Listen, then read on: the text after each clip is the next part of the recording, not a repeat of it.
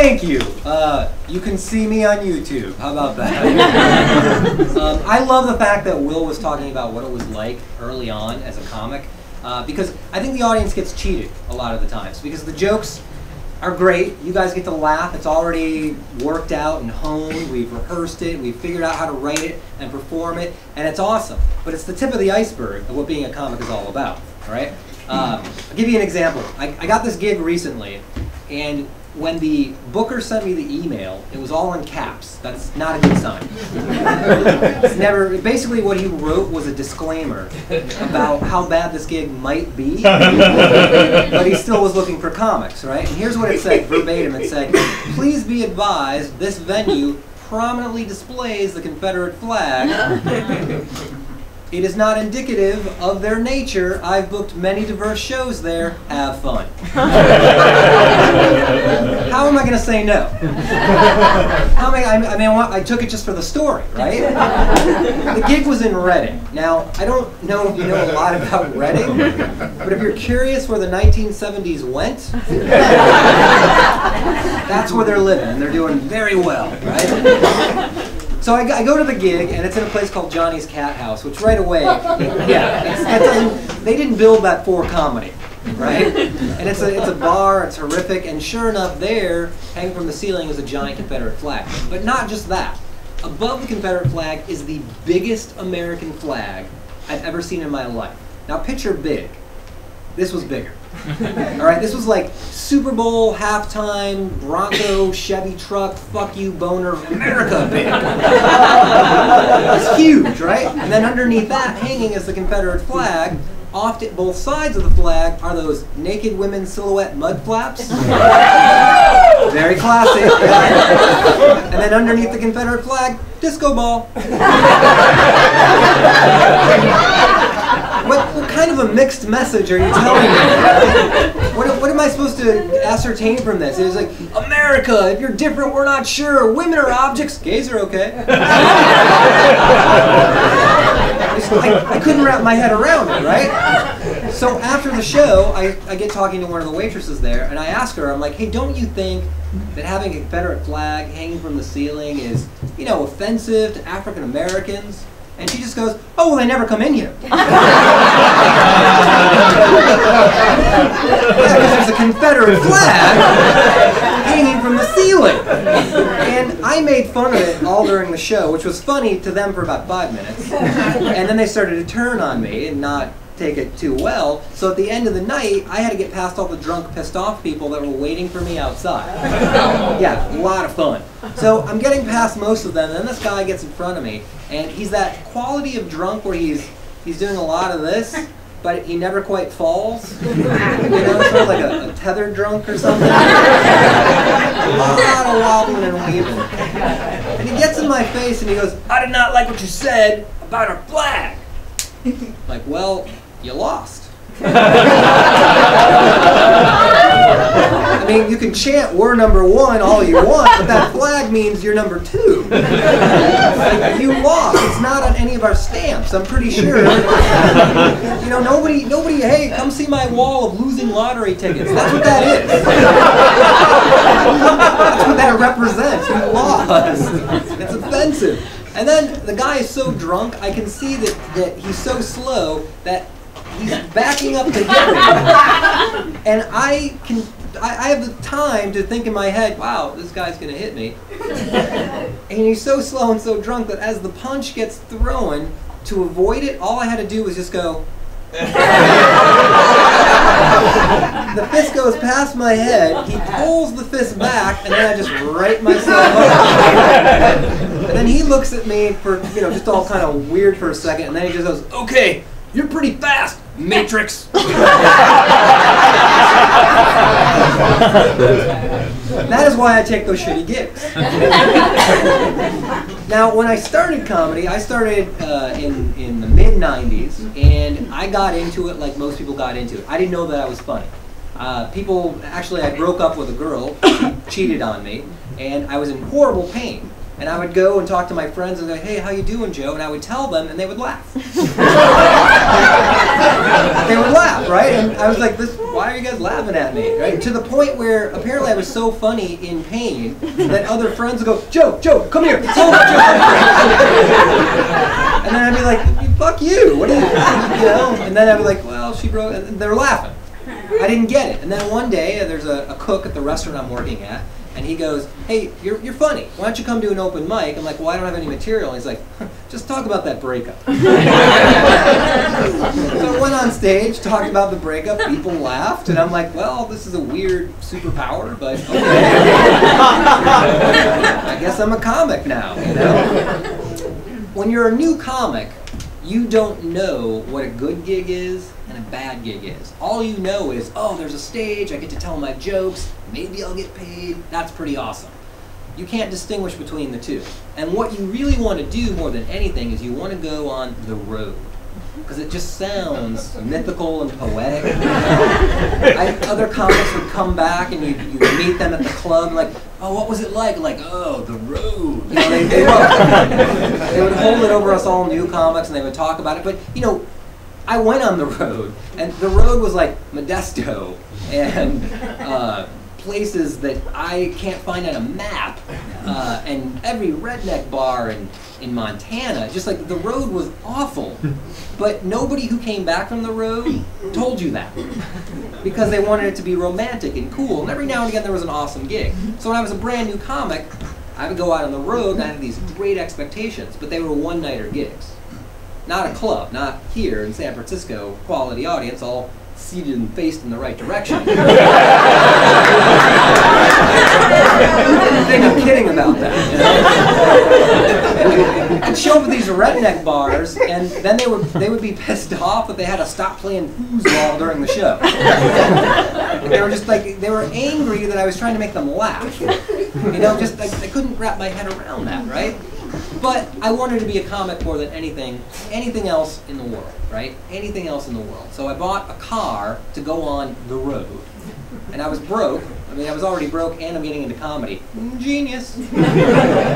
So my car, I paid $300 for it.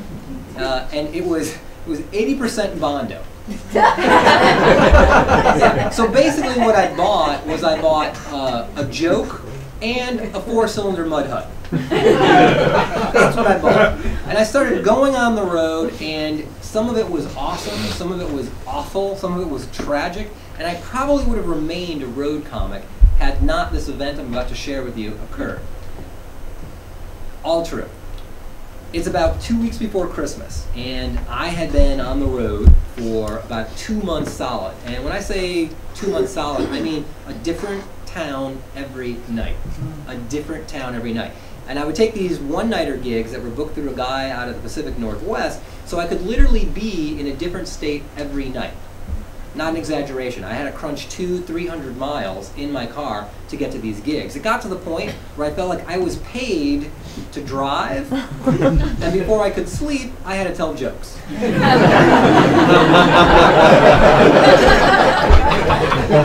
The love was starting to get knocked out of it, you know? It just showed like, where's the stage? There it is. It's great to be here tonight. Good night. Boom. You know, I would come off the stage, and I quickly learned that if I had a great set, somebody would want to buy me a drink. If I had an awful set, people really wanted to buy me a drink. So either way, I was drinking for free now too, and I thought, well, this is awesome, man. So I would drive, I would tell my jokes, I would get drunk, I'd go back to the shitty hotel room that they would put the comics in, and I would try to get some sleep, and then I would get up at the break of dawn to drive 300 more miles to do it all over again. And somewhere in the process, I was starting to just go, why am I doing this? The road is not what I thought it would be. And I probably would have stayed out there because I had it in my head that, no, I got to pay my dues. This is what a comic does. Also, I was madly in love with this woman, and she didn't think I could be a comic. And I wanted to prove to her that I was going to be a comic, and somehow, being out there, trying to tell intelligent, insightful jokes to Montana was going to be the path to do that. I didn't realize that at the time.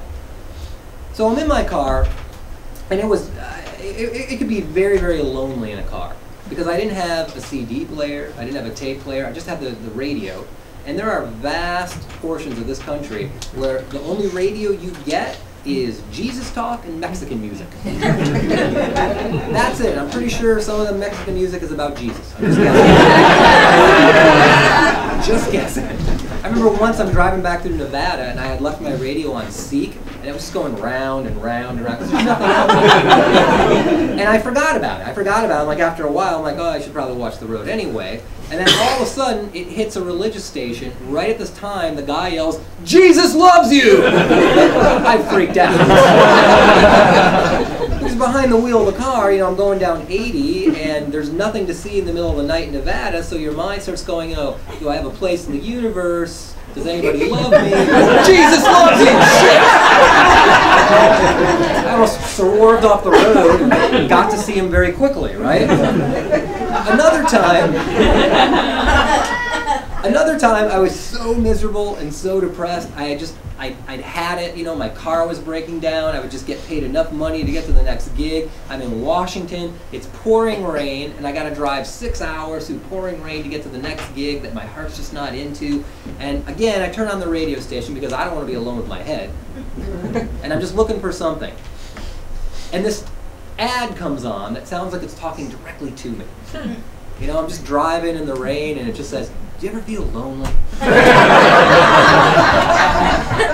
do, yeah. Do you feel like people don't get you? Yes, I do. Well then come out to the comedy show tonight starring Joe Klosik. I know, and that's just like, well played.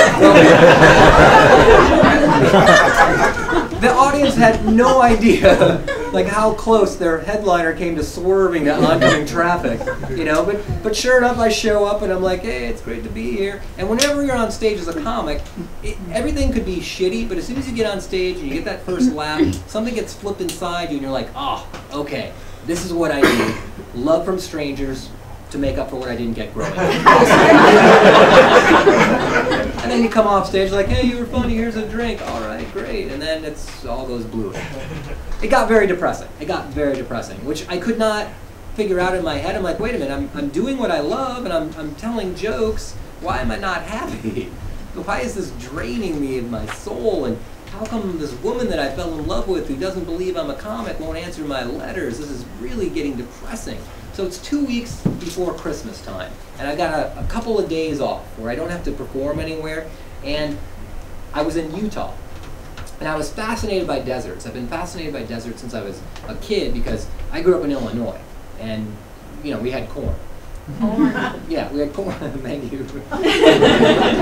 We had corn. It was a weird echo, but thank you.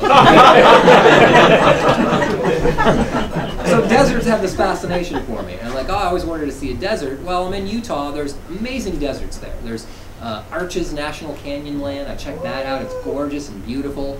But what I really wanted to see is I wanted to go across the border into Arizona and see Valley of the Gods. And you've all seen it. Any Western movie that you know, those beautiful buttes that are up in the middle of nowhere. It's very isolating looking, but it's gorgeous with the red sand and the rocks everywhere. And I'd never seen it in person. So I really wanted to see it, and I thought, okay, I'm gonna do this. I'm gonna go see this. I'm gonna give myself a little bit of vacation. So I'm driving, and it's, you know, the sun is setting. It's a clear sky. It's gorgeous. I'm going through canyons, and you can see all the different colors of red and auburn, and there's dust and rust and brown, and it's gorgeous. And I notice a sign that says this area is all open range, which means that there's cattle everywhere, but no one thought to build a fence. That's basically what open range means. Like, you got cows, but we don't have a fence, be careful. I'm like, all right, I should be careful. I start to see cows everywhere, and I slow down to about 40 miles an hour, and the sun is just setting in such a way to where it's sort of blinding me in this eye, and there's long shadows everywhere, so I'm like, is that a cow? Is that a shadow? Oh, that's a shadow, let's miss that, you know. Oh, that's a cow, okay, let honk honk, get off the road. The sun finally sets, now this eye is healing its retina, you know. But still I'm driving like this, you know, in the twilight. I'm like, is that a cow? No. Is that a... And finally, I get a little cocky and I'm like, all right, I got this figured out. I'm going to get there before nightfall, complete nightfall. This is going to be awesome. And in the middle of the road, I'm like, what is that? that a shadow? Is that a cow? Is that a rock? What is that? I'm like, oh, it's just another shadow. And I'm pulling up on it, but in the back of my head, I'm like, I don't know if that's a shadow. And when I get too close to do anything else, it suddenly occurs to me, that's a cow. And I swerve my car to miss it, and I almost miss it, but I hit the cow in its face. Yeah, that's amazing. Every time I've told that story, people feel sad for the cow. He was in the middle of the road, driving in my piece of crap little car. I mean, I feel sorry for the cow too, because the last thing I remember seeing before my windshield shattered was the biggest, saddest brown eye I've ever seen in my life. Just like, wow, that's a big eye.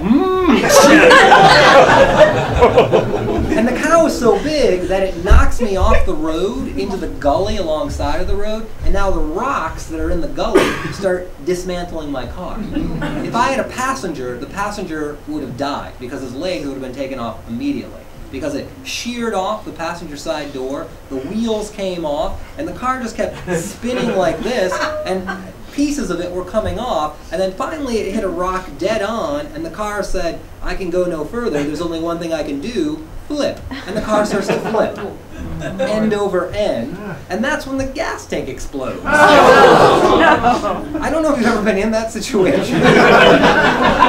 But I'm like, wow, this is really bad. And then, I don't know the gas tank explodes. I'm just like, oh, there's a lot of heat behind me, you know? And I'm like, oh, it must be the tank blowing up. It's weird how you have all this time to figure out how shitty your circumstance is. So I'm like, oh, okay, there's glass shattering, things are flying all over the place, there's an explosion behind me, and here's where I'm really, really let down at myself. I like to consider myself a fairly literate guy, I like to consider myself an intelligent guy, and when I thought, wow, I'm really gonna die, my last words as I clutched the wheel were, fuck! That's it, you know? That doesn't seem very intelligent or anything, you know? It's just like, fuck. But really, when I look back at it, I'm like, yeah, fuck. That's a perfect thing to say in that situation. Well, here's where the universe or whatever starts to intervene. My car lands right side up in the opposite lane facing the direction I've just come from. Now, I always took that to mean that the universe or God or whatever was giving me some kind of a clue, because I was on my way to Valley of the Gods, and it was like the universe was saying, you're not ready to see that yet. And as an extra ironic bonus, the highway that I was going on was County Highway 666. You gotta love that. Somebody had a practical joke. Oh, Valley of the Gods, let's name this one 666, you know? Let's see how many people get that. I got it. But here's the weird thing. I'm totally fine. Not a hair out of place, not a nick, not a bruise, nothing is out of place. But my car is destroyed, total. Parts of the roof were sheared off. I can still feel fire behind me. But I'm in shock, so I'm just gripping the wheel now. Still like this, unknown to me, there were two hunters in a Winnebago camper that were coming towards me, and they saw the whole thing. You can see everything from miles away out there, right? So they see the whole thing, they come running out of the Winnebago, right? One of the guys does, and he knocks on my window and he goes, hey, are you okay? And here's my mindset, I'm in shock. I just turn to him and I crack the window an inch because he's a stranger.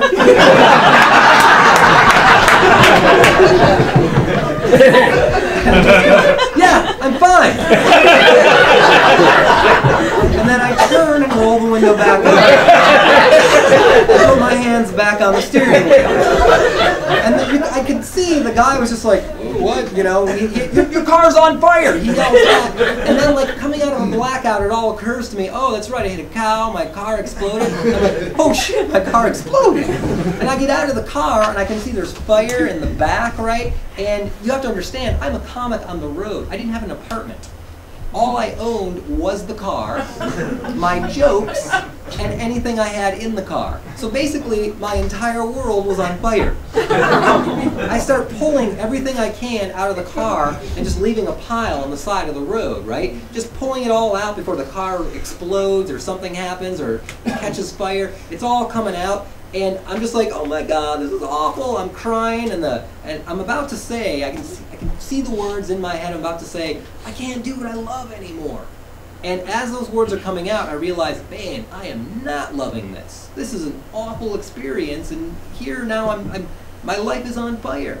The hunter, I don't know where he went, right? But the next thing I remember hearing is the click click of a shotgun right behind me. And I'm like, well, this is taking a better turn. And I turn around and look at him, and he's just like, no, the cow's injured. You know, we got to put it down if it's really, really seriously injured. And I'm like, put me down, you know? Come on. Like, I just lost everything here. Screw the cow. And I start crying. I start crying, just like having a complete breakdown on the side of the road with this complete stranger, and he doesn't have a clue what to do. Because I'm guessing, in his childhood, not a lot of emotion. And maybe I'm judging, but I'm basing that on the fact that not only does he have a shotgun, but duct taped to it is a flashlight. You know, kind of like, let's go kill something that feels, you know, in the dark. You know, that's. But I'm crying, and he has no concept of what to do, and I think everything that he knows how to comfort people is based on bad movies, because he just looks at me, and with one hand on my shoulder, he goes, there. There.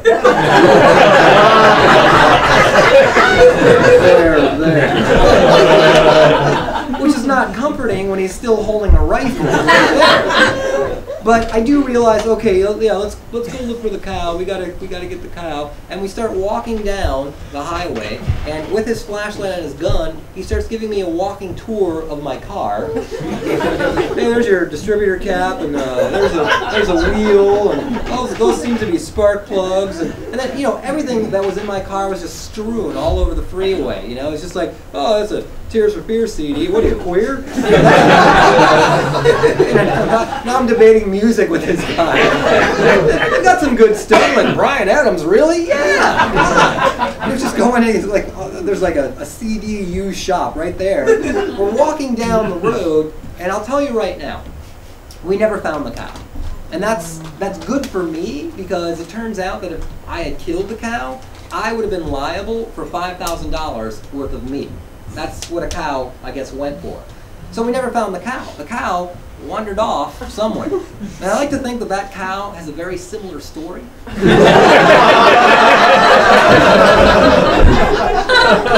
Maybe like a UFO abduction or something.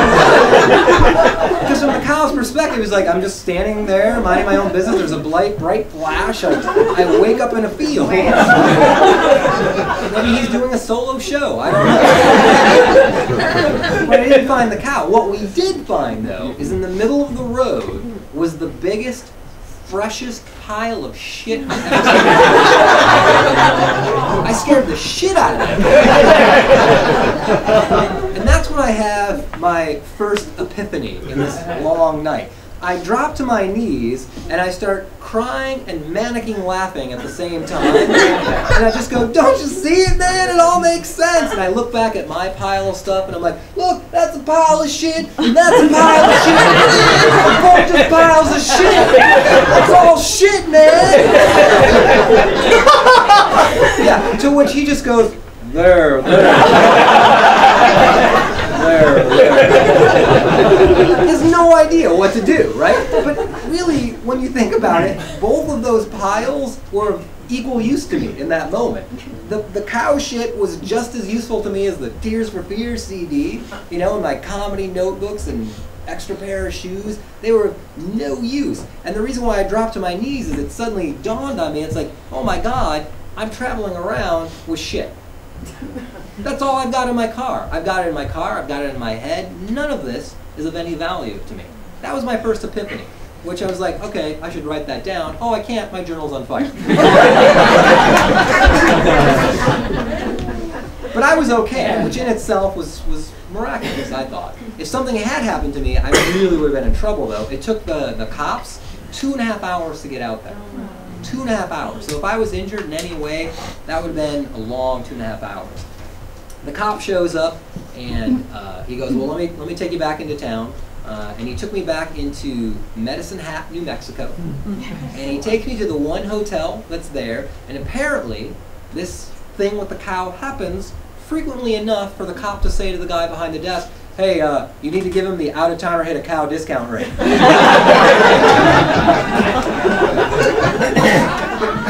Fences, guys, fences. That would solve a lot of problems.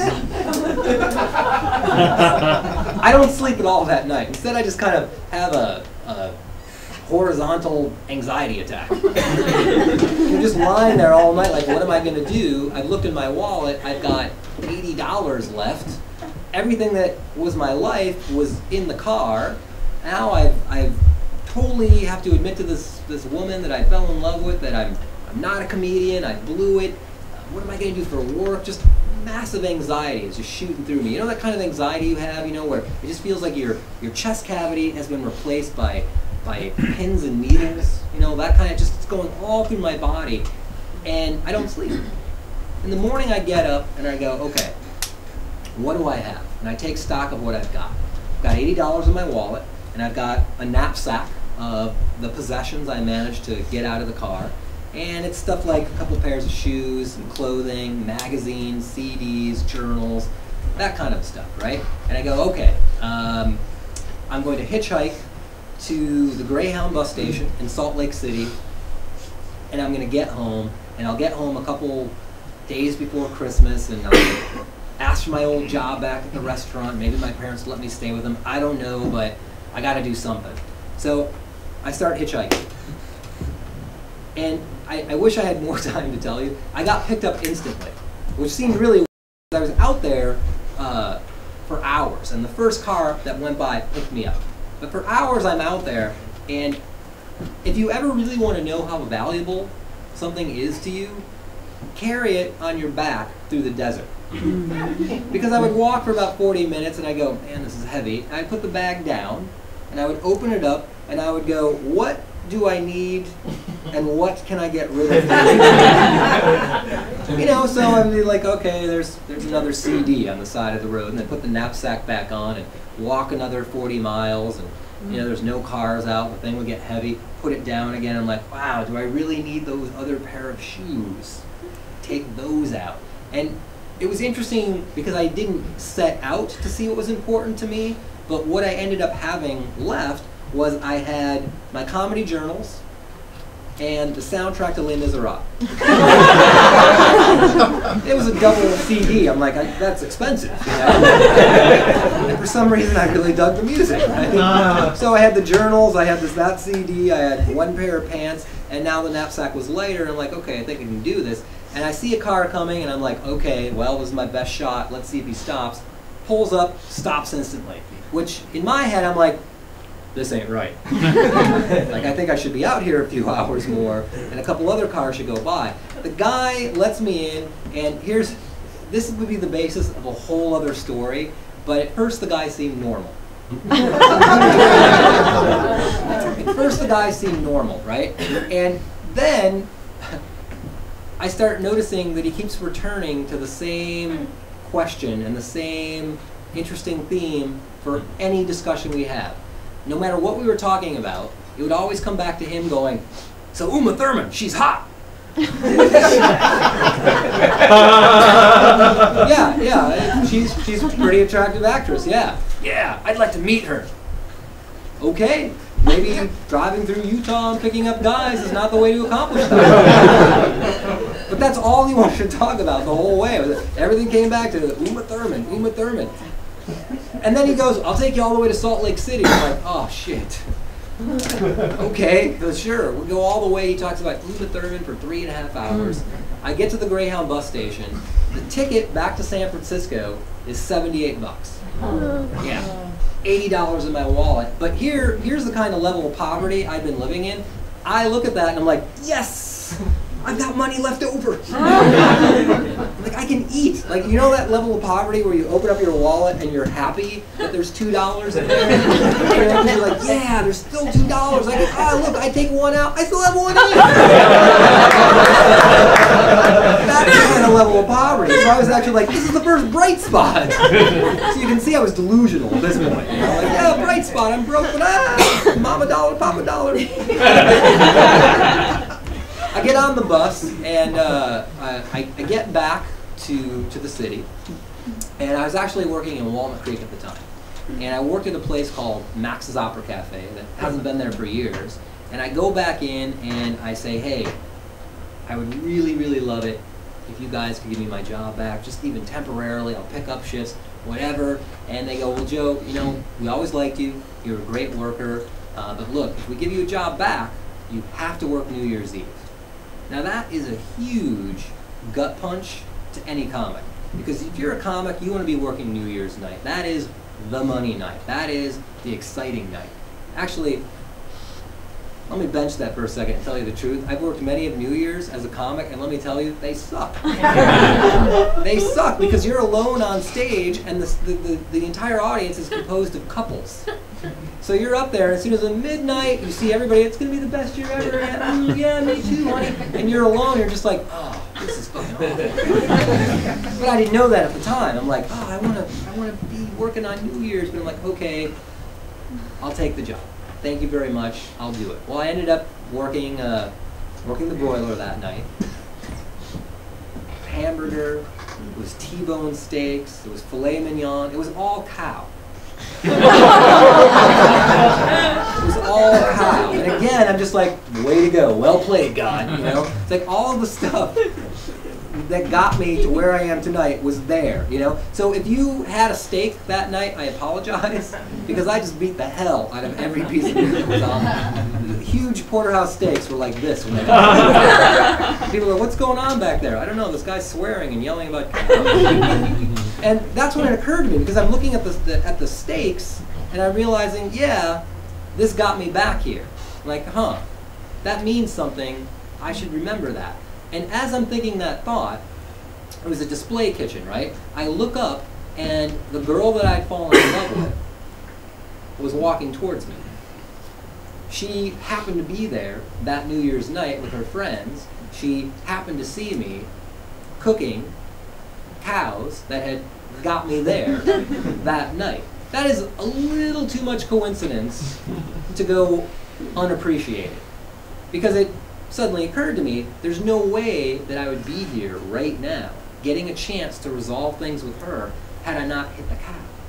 And I always think to myself, sometimes when things look really, really shitty in my life, that maybe it's just a necessary course correction that I wasn't smart enough to figure out for myself.